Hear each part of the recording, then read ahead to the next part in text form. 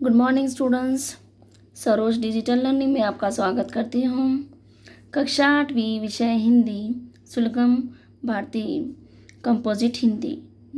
हमारा दूसरा इकाई का पाठ हम आज तीसरा आत्मनिर्भरता यह सीखेंगे। आपका पेज नंबर है 27। आपको यह ओपन करना है। इस पाठ को, इस निबंध को आप अच्छे से सुनेंगे, सुनकर समझकर लेंगे।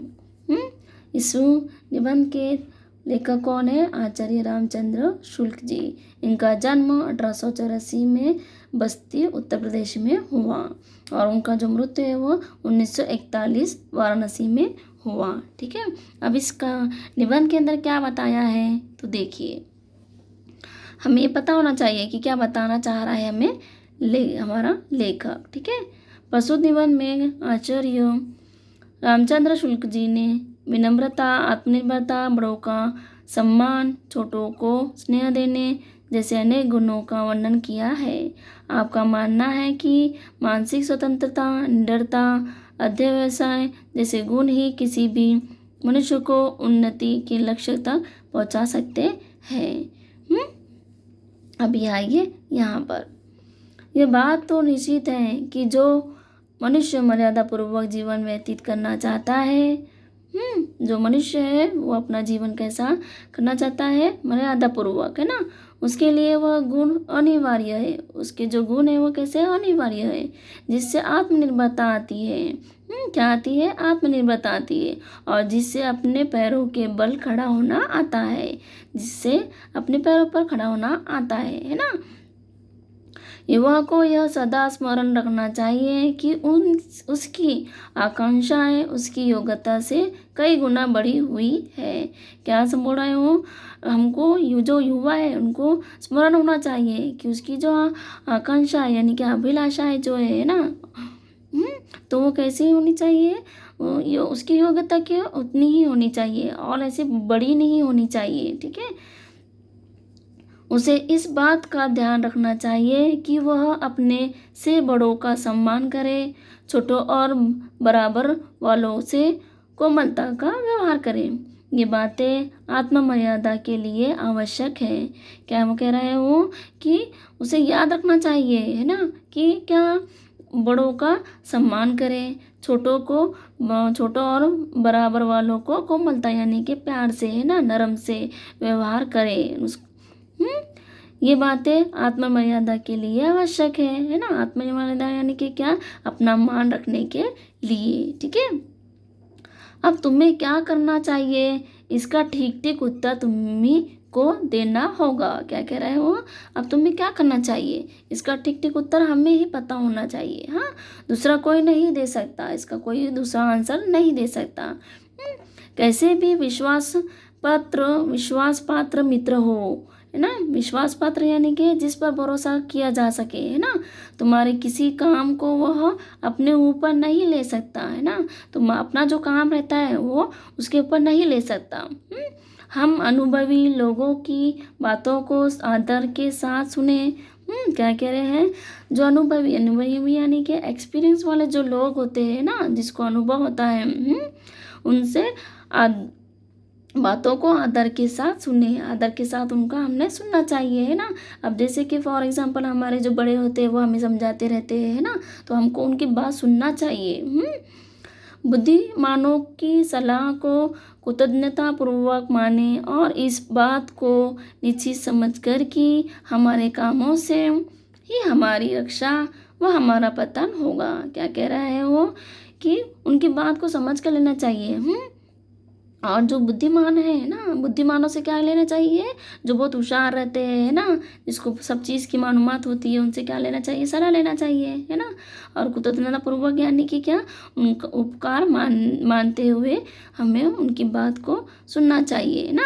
वो जब हम सुनकर लेंगे तो क्या होंगे? हमारी रक्षा होगी। हमें अपने विचार और निर्णय की स्वतंत्रता को दृढ़तापूर्वक बनाए रखना चाहिए। हम जो हमारे विचार है ना, हम जो सोचते हैं, निर्णय यानी कि डिसीजन लेते हैं, है ना, तो वो क्या करना चाहिए? दृढ़तापूर्वक बनाए रखना चाहिए। ठीक है, जिस पुरुष की दृष्टि सदा नीची रहती है उसका सिर कभी ऊपर नहीं होगा। अब जो पुरुष है ना, जो इंसान है, उसकी दृष्टि जो रहती है सोचने की, समझने की, है ना। जो कोई को लोग क्या करते हैं, सामने वाले को नीचा दिखाने के लिए, है ना जी, करते उसकी वो क्या हो जाती है, वो कभी भी ऊपर आता है क्या, वो नहीं। नीची दृष्टि रखने से यद्यपि रास्ते पर रहेंगे पर इस बात को न देखेंगे कि यह रास्ता कहाँ ले जाता है। देखिए क्या कह रहा हूँ, अब रास्ता सही पर ले जाता है क्या, वो नहीं। हम जितना भी वो उसके अंदर जाएंगे तो वो गलत रास्ते पे ही हम चलते चले जाएंगे। हमें सही रास्ता दिखाई देगा क्या, नहीं दिखाई देगा, है ना। अपने व्यवहार में कोमल रहो और अपने उद्देश्यों को उच्च रखो। क्या कह रहे हो, हमारा जो व्यवहार है, हमारा जो नेचर है, तो हमको कैसा रखना चाहिए, कोमल, है ना, नरम। ठीक है, इस प्रकार नम्र और उच्चाशय दोनों बनो। क्या कह रहे हैं, इस प्रकार, इसी तरह हमें नम्र रहना चाहिए और जो हमारे ऊंचे उद्देश्य है वो दोनों हमारे बनेंगे। ठीक है, अपने मन को कभी मरा हुआ न रखो। हमारा जो मन है उसको कैसा रखना चाहिए, हमेशा खुश, है ना, और तंदुरुस्त रखना चाहिए ना, और खुश रहना चाहिए हमेशा। हमने चिड़चिड़े नहीं रहना चाहिए। जितना ही जो मनुष्य अपना लक्ष्य ऊपर रखता है उतना ही उसका तीर ऊपर जाता है। क्या कर रहे हैं, वो जो मनुष्य है उसका जो लक्ष्य है, वो जो पाना चाहता है ना, तो वो कैसा पाएगा, उसको पॉजिटिव रखना उसको, है ना। नेगेटिव के अंदर लेके जाएंगे तो क्या हमें प्रोसेस मिलेंगे क्या, गलत रास्ते से जाएंगे तो नहीं, है ना। सही रास्ते से जाएंगे तभी हमको क्या मिलेंगे, हमारे जो लक्ष्य हम पाना चाहते हैं, जो, है ना, तो वो तभी हमको मिलेगा, है ना। तो वही कह रहा है। ठीक है, संसार में ऐसे ऐसे दृढ़ चित्त मनुष्य हो गए हैं जिन्होंने मरते दम तक सत्य की ठेक नहीं छोड़ी। क्या कह रहा है, संसार में, दुनिया के अंदर ऐसे जो क्या है, दृढ़ चित्त मनुष्य होके गए हैं, हाँ, कि वो ठाने रहते थे सत्य के ऊपर, कभी झूठ का सहारा नहीं लेते थे, सच बात के ऊपर लड़ते रहते थे, है ना। उनकी सत्य कभी उन्होंने नहीं छोड़ा, अपनी आत्मा के विरुद्ध कोई काम नहीं किया। उनकी जो आत्मा सच के बारे में कहती थी तो वो उसी के ऊपर चलते थे, गलत बात के ऊपर नहीं चलते थे। वैसे ही देखिए कौन है यहाँ पर दिखाया है, राजा हरिश्चंद्र। राजा हरिश्चंद्र पर इतनी इतनी विपत्तियां आई, पर उन्होंने अपना सत्य नहीं छोड़ा। क्या कह रहे हो, जो हरिश्चंद्र है ना, राजा हरिश्चंद्र, उनके ऊपर बहुत सारी क्या आई, विपत्तियां आई, बहुत सारी परेशानियां आई, लेकिन उन्होंने सत्य छोड़े क्या, नहीं छोड़े। उनकी एक प्रतिज्ञा ये बताई उन्होंने। देखिए, चांद ठहरे, सूरज ठहरे, ठहरे जगत व्यवहार, है ना। क्या कह रहे हैं, जो चांद है, सूरज है, जगत है ना, ये कभी रुकता है क्या, नहीं, चलते ही जाता है ना। हटता है क्या, वो नहीं। ठहरे यानी क्या, हटना। ठीक है, पै तुड़ श्री हरिश्चंद्र को ठहरे न सत्य विचार, है ना। सत्य विचार जो है वो हमेशा रखने चाहिए। महाराणा प्रताप जंगल जंगल मारे मारे फिरते थे, अपनी पत्नी और बच्चों को भूख से तड़पते देखते थे। अब यहाँ पर किसका जिक्र आया है, महाराणा प्रताप का, है ना। ये महाराणा प्रताप क्या है, जंगल में मारे मारे फिरते थे, है ना, और उनके साथ जो उनकी पत्नी बच्चे थे वो भी भूखे प्यासे रहते थे।